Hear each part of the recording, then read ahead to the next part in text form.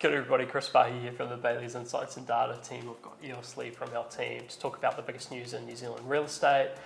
Eos, somewhere pretty cool today. Whereabouts are we? Yeah, so today we're at One Brolly land in Hobsonville Point. This is the classic masterpiece. It's a brand new 3-bedroom, 2-bathroom home, a designer masterpiece by classic builders. It's located near the Tiara Manawa Coast Walkway and with breathtaking sea views from the master bedroom. If you want to learn more, please contact Jeff Chow and Matt Haynes from Bayleys Northwest. Pretty cool home. We're actually looking out over the sea view at the moment. Really nice. Could see this appealing to a pretty wide audience. Yeah, so nice, super cool. So look, with that said, this week's video, we've got a good lineup. We've got the latest REINZ housing market statistics, the latest migration stats, snapshot of recent vineyard sales from Marlborough, bit of content from Angkor in India, which is exciting, and of course we've got the property of the week. So Eos, first off, we've got the latest REINZ housing market statistics. What do the latest results show? Yeah, so the latest results show that 5,752 homes were sold during May 2023, and so it was similar to May 2022. The median housing price for New Zealand was 780,000, so no change from last month. And the housing price index for most regions were very slightly down on last month. Yeah, and so those are quite interesting stats because so far in 2023 the results have generally been quieter than the prior year, whereas these latest results show things improving back to where they were last year. So a good positive step, still relatively weak, but it does fit into that wider context of the market bottoming out, which we're now hearing from a lot of commentators. So yeah, we can look forward to probably some better stats coming in the future as well. Yeah. And so fitting into that context, we've had this big rebound in migration, and so Eos, the latest statistics show a continuation of that rebound? Yeah, so the annual net migration gain was about 72,000 people for 12 months to April 2023. So compared with a net loss of about 19,000 12 months prior, this reflects substantially higher arrivals against a slight rise in departure. Yeah, and so Eos, that's quite interesting. The migration is getting back to pre-COVID levels. Yeah. So we're expecting that this will put more pressure back onto the housing market. More people need more homes, and particularly within that Auckland rental market, given that a lot of these new migrants are unlikely to buy straight away. Next up, we've got this week's sales snapshot, and this is powered by the team at Bayleys Country.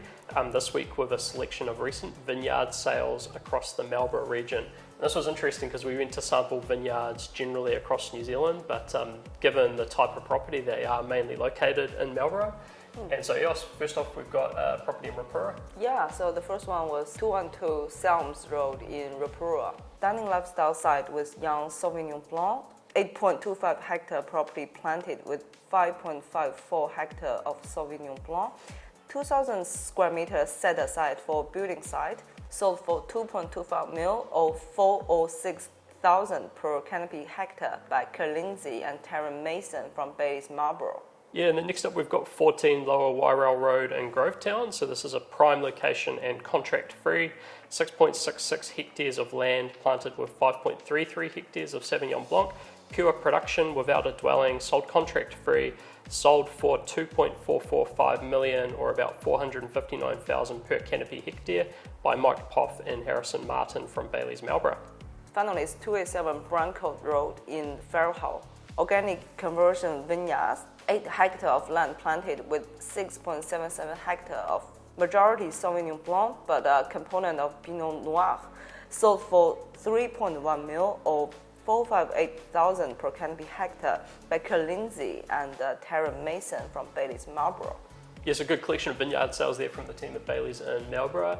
Next up, going offshore, we've actually got a special update from Angkor. Sure. So Eos. Yeah, so Angkor is still on holiday in India, so he's sending us a quick video about what's happening in Indian property market.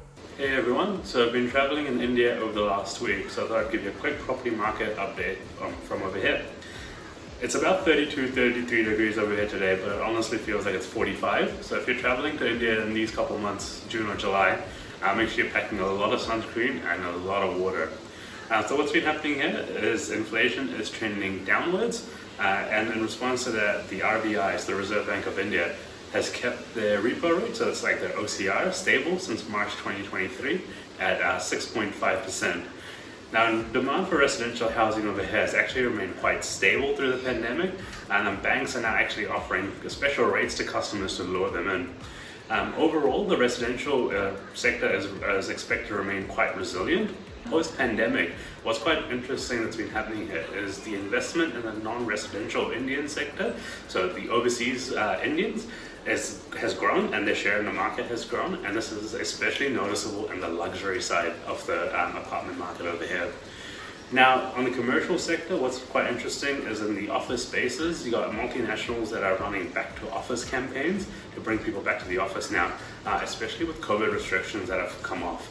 You're also having a rise of co-working spaces over here, so these are small spaces with high amenities, and you're having companies opting for these, so it's giving them some certainty and the ability to grow and contract as required. Next up, also offshore, our global partner Knight Frank has also released their latest Prime Global Rental Index for Q1 2023. And so this is a study of rental levels for prime housing in 10 major cities. Found that surging demand in some locations has been pushing up rents. With Singapore, for example, their prime rentals up about 32% over the past 12 months. It's quite a steep rise in rents. Number 2 was London, number 3 was Sydney. Auckland has been relatively mild in terms of prime rental growth, mainly because there was a boost about 12 months ago. And then finally, to wrap up, we've got our property of the week. So Eos, over to you. What have you got for us this week? So my property of the week is this property at the 1 Brolly Lane in Hobsonville Point. So this is the classic masterpiece, brand new 3-bedroom, 2-bathroom home. Modern high-end townhouse equipped with top-of-the-line Bosch appliance, breathtaking sea views. If you want to learn more, please contact Jeff Chow or Matt Hintz from Bayleys Northwest. And then for my property of the week, I've got something a little bit different. So I've got 86 Tin Line Terrace in Lyford in South Island. So this is an enchanting log cabin nestled amongst Mount Lyford. 3 bedrooms, 2 bathrooms on 5,514 square metres. It's fully furnished and has spectacular views amongst a peaceful setting. So if you want to learn more, you can contact Robin Power from Bayleys Hanmer Springs. Well, that's it. We'll wrap it up here. So massive thanks to the vendor for this property, Tim, Jeb and Matt for hosting us today. Cheers, Eos. Cheers.